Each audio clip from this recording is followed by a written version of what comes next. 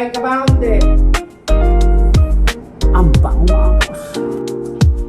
Paano nakalang dugo yan? Ha?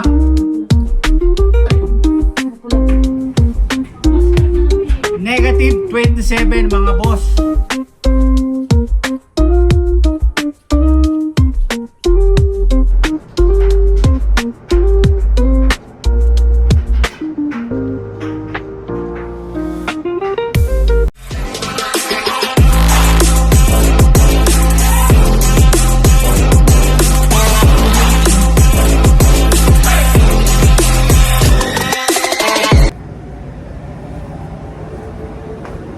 So mga boss,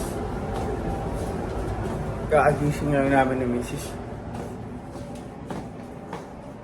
Parehas kaming walang trabaho ngayon. Pambaga pa yung mata ko Pag-aalas 11 na ako magagabi. Naling akong part-time 7-Eleven. Apat na araw na yung nag-i-snow mga boss. Mrs. naglalaba,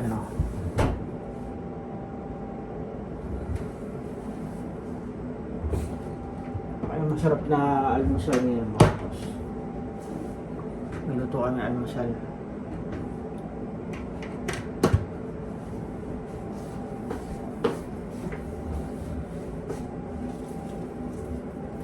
Mapasino na lang? Oo. Dalawa? Isa? Dalawa. Palit ko din naman.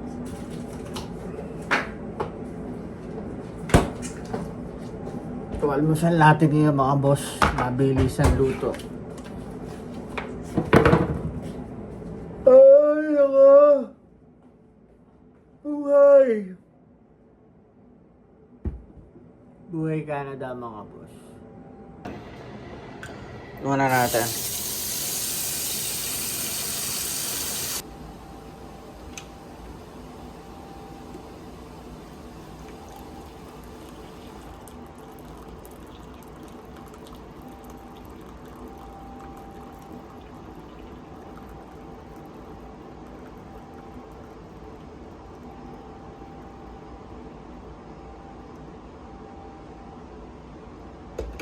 Pa ako naghihilamos eh. May muta-muta pa ako mga boss.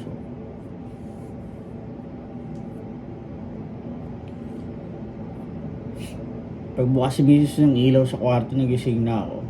Kasi nag-aayos siya nung lalaban. Dalawa na lang kami sa bahay pero ang dami pa namin magdamit. Pag ganitong winter mga boss, talagang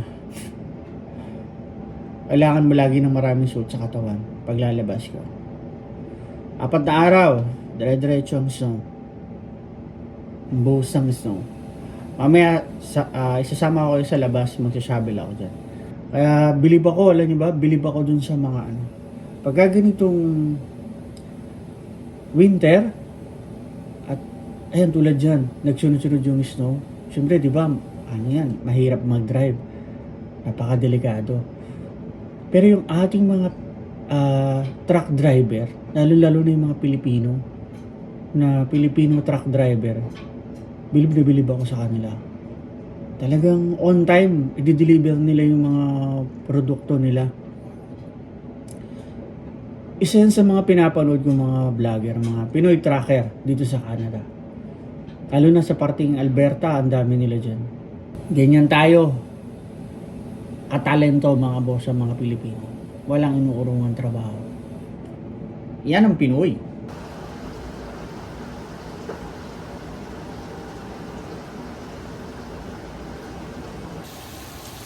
Ating tusino mga boss.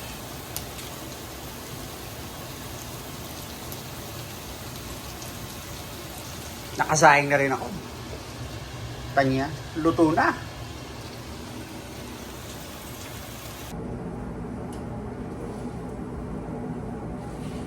Ma! Ano, kakain ka ba o hindi? Pinapainit pa ulo ko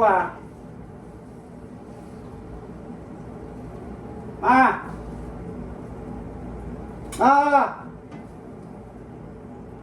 Ma! Gusto talaga ako'y magagalit pa nito eh.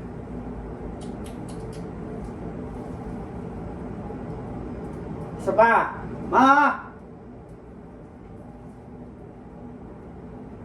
Talagang ako'y ginagalit mo pa.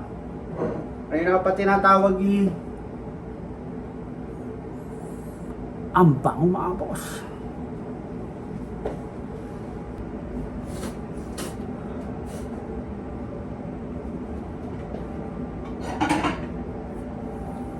Hindi ako makakain ng kanin sa umaga. Eh, misis ko sabi niya, kumain ka na ng kanin, ngayon lang naman. Hindi ka naman kumakain ng kanin. So, hindi naman masama yun. So, dahil matapang tayo, susunod tayo, kakain tayong kanin. Di ba mga boss?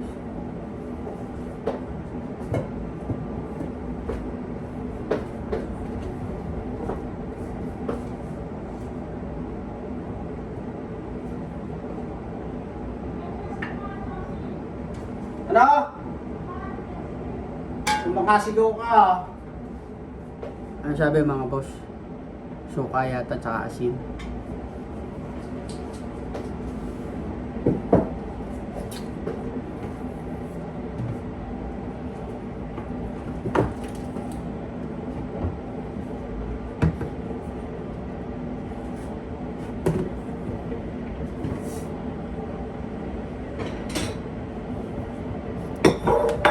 Dami ngayong ganap dito sa amin pag ganitong December.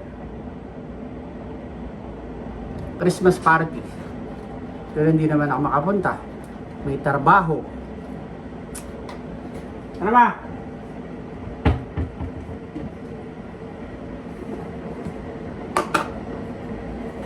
Konting asin lang.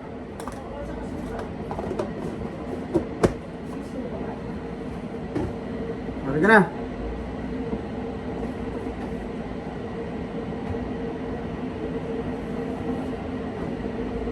Kape daw. Malapit lang naman. Ako talagang bata na pag nasulos ka. Kasi papunta ng Father King. Punta na naman. Nakailan punta na ba yun doon? Kailan ang punta niya? May sumaka ko doon sa radyo. Ha? Radyo ang daan. Oo, bawal eh. Kain tayo mga boss.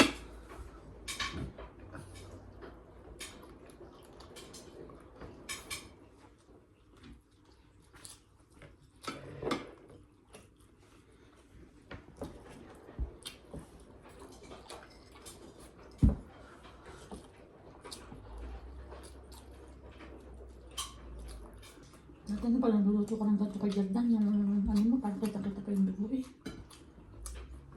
Paano magkakaroon ng dugo yan? Mapula-pula pa. Ha? Mapula-pula. Ay ko. Mapula-pula pa.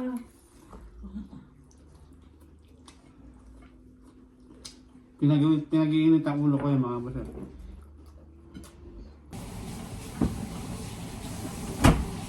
Sa dryer? Isnowball ba? Wala na. 4 araw nga yung sunod-sunod eh. Oo, nag-snow pa rin, no? Meron pa rin? Kaya meron ako lakas.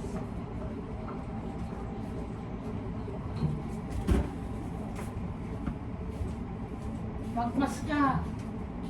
Ha? Mas. Maso. Maano yan. Tumi ka lang.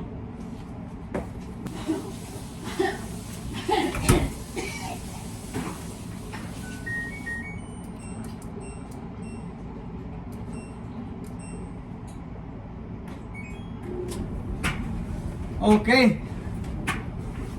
Mas ka na namin. Negative 27 mga boss. Yan ang ating weather ngayon mga boss.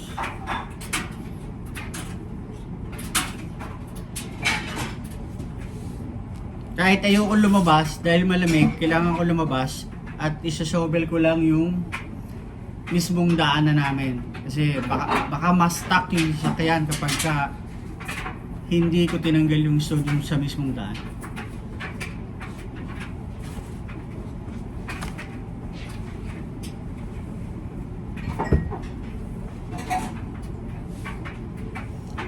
Nandiyan ba yung ano?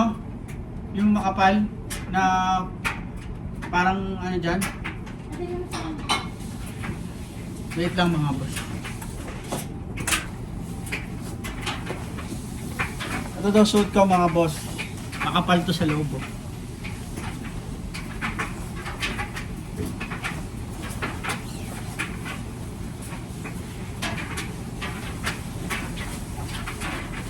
Ito para makita nyo.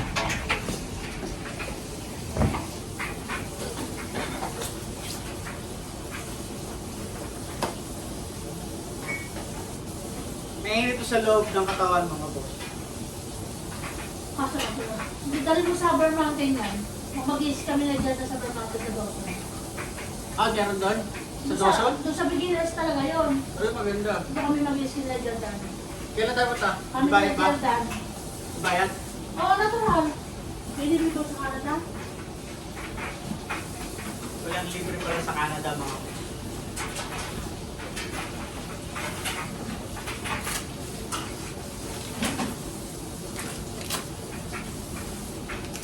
Mangkok ka. Negative 27. Malamig.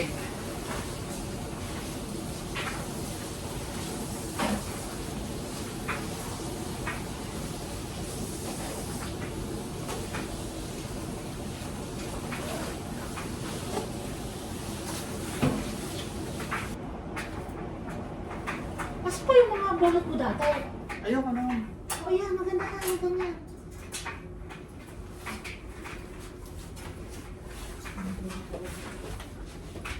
Let's go mga boss! Yeah.